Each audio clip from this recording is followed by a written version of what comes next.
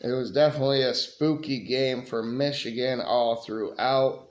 Why doesn't Wink Martindale trust in his base defense? Why does he have to blitz all the time?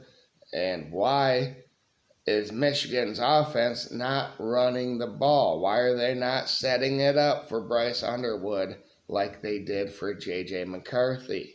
They are asking this young person to do way too much. Out for Michigan in this game was Rod Moore on defense, Justice Haynes at running back, Cole Sullivan and Jimmy Roller, 2 linebackers out, and Evan Link, of course, among others. No excuse there, but this game was a lot closer than it needed to be. In the first quarter, Purdue and what was the quarterback's name? Brown, and then Singleton came in at quarterback 2 for Purdue. But Nitro Tuggle, the wide receiver that I told Wink to watch out for, had a 16-yard catch right out of the gate for Purdue. Thomas had a 6-yard run. Tuggle had a 5-yard catch. On 3rd and 8, Derek Moore was offsides. But on 3rd and 3, Derek Moore made up for that offsides penalty with a sack. And they had to punt the ball to Michigan's 9-yard line. Field position was not good for Michigan yet again. Michigan then had the ball. And Marshall had a 5-yard run. And on 3rd and 5, Underwood had an 11-yard scramble. That was great. Marshall had a 4-yard run. And on 3rd and 6, Underwood could have scrambled again for the first down. In fact, he could have scrambled on 2nd down to the right, wide open both times. Instead, he was looking downfield and was overthrowing wide receivers. He had happy feet this whole game versus Purdue's defensive front. I don't understand it. He needed to step into pockets more. He needed to feel more comfortable. Offensive line really didn't play bad for Michigan. Underwood, but like I said, we're asking more of him too. We're not setting it up for play action passes. We're asking him to do just a little bit too much, in my opinion. This first drive of Michigan, we had to punt the ball, and it was a bad punt again by Hollenbeck.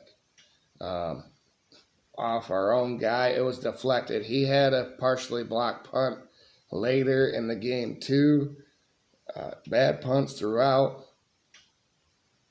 Not good. And then our return game, special teams, is terrible. We never asked Svada to kick an extra point in this game, or a field goal, if I'm not mistaken, because Michigan won this game 21-16. So it's a 5-point game. This was a game. It really was, all the way to the 4th quarter. I didn't understand how or why. It was a spooky Saturday on Halloween weekend. That's all I can say. And the coaching staff didn't do what I wanted them to do, like I said. Run the ball, play action off of it. Don't blitz on defense. Keep them in front. Shut them down. Get turnovers. None of that happened. This was a game of drives, back and forth. It was body blows. Michigan, Purdue. In the first period, lots of possessions until Michigan had the ball, and Marshall had a 25-yard bubble screen, and then he had a 54-yard touchdown. Finally, Michigan was on the board, and it was 7-0 late in the first period. Purdue had the ball, and Harris had a 6-yard run. Then Harris had a 4-yard run, then a 5-yard run. Turning against Wink's front 7. What the hell? And then it was the end of the first quarter. It was the start of a 16-play, 75-yard drive that Purdue would go on.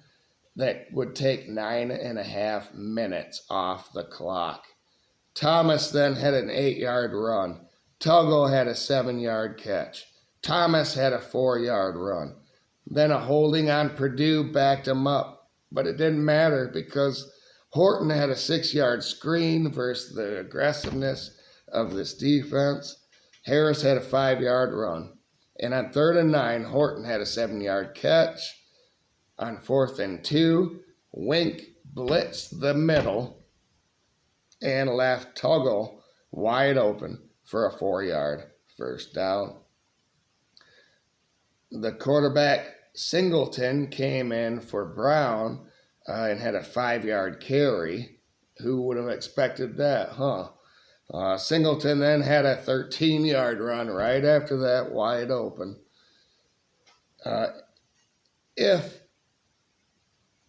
an ineligible wide receiver negated a touchdown for Purdue early, midway through this drive. But like I said, they scored anyway. Harris had a 6-yard run. On 3rd and goal, Michigan was offsides, and they interfered in the end zone.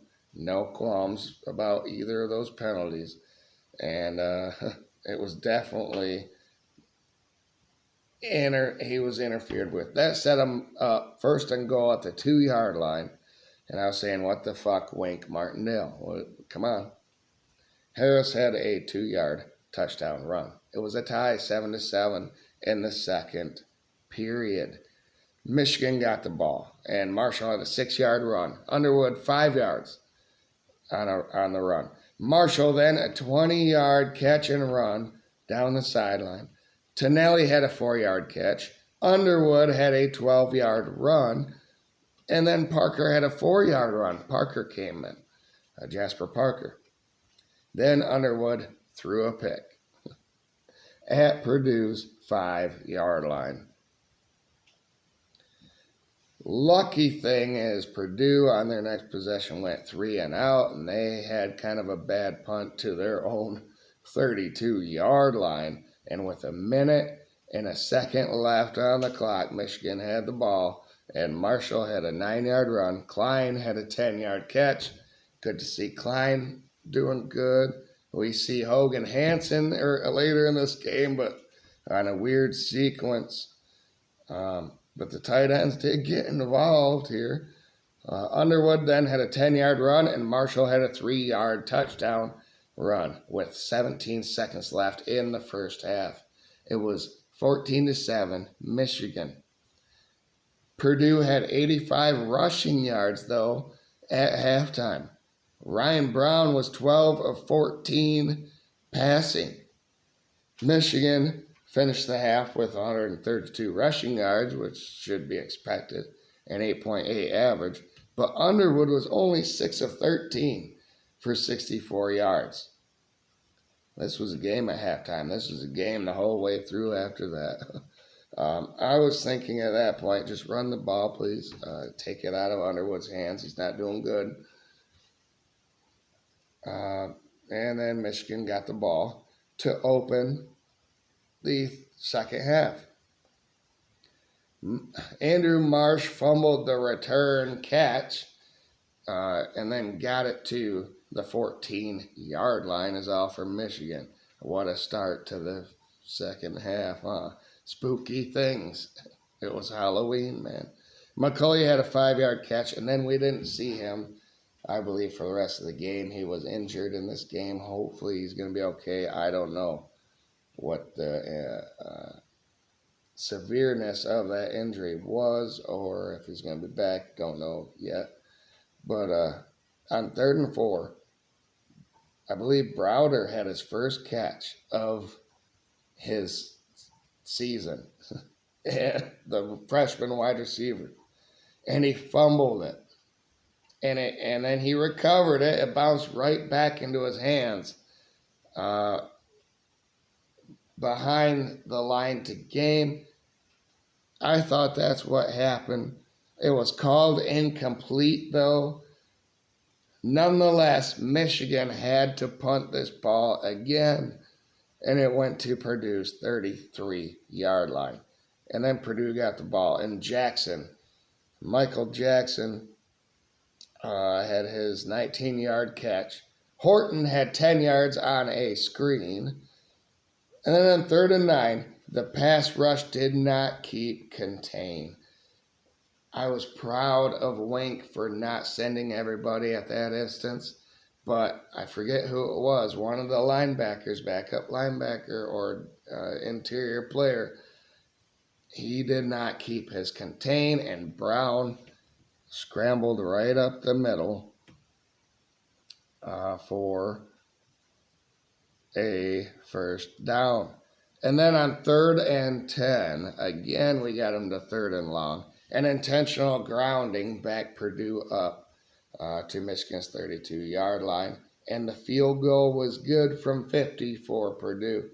It was 14-10. Third quarter continued. And this is where I was really saying Michigan has to lean on Purdue right now on the ground like they did versus Sparty, because the pass game was not working enough to blow Purdue out. Just win this game, run it out. They eventually did, but it took a minute.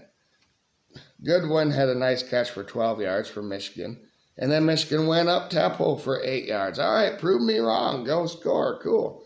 Do it fast. Don't run the ball. Marshall had a 7-yard run, but then on a tackle for loss, Marsh had on Marsh by Bradford for Purdue, made it 2nd and long, and then on 3rd and 10, Bryce overthrew another guy, and he was way too jittery. He wasn't stepping up in the pocket. He wasn't looking to run.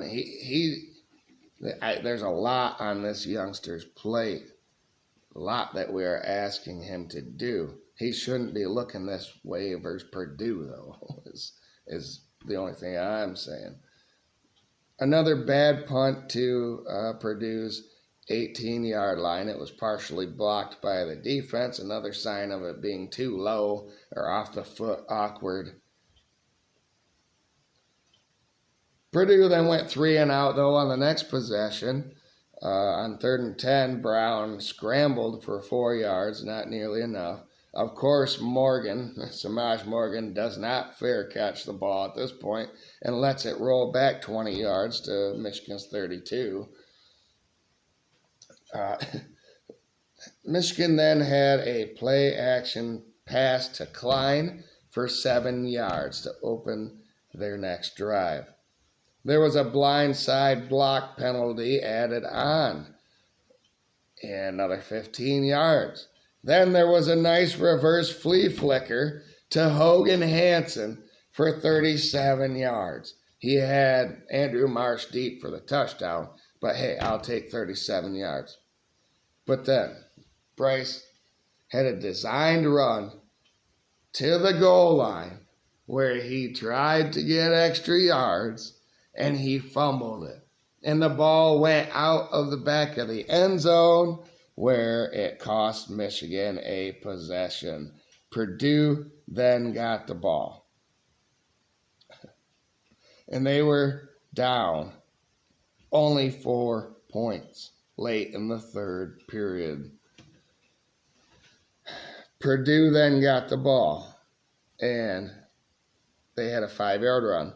On 3rd and 5, Brown rolled out and baited Michigan's aggressive defense in, and the guy came up to tackle him. He threw over the top of that guy. Beautiful play. He found Jackson for 16 yards.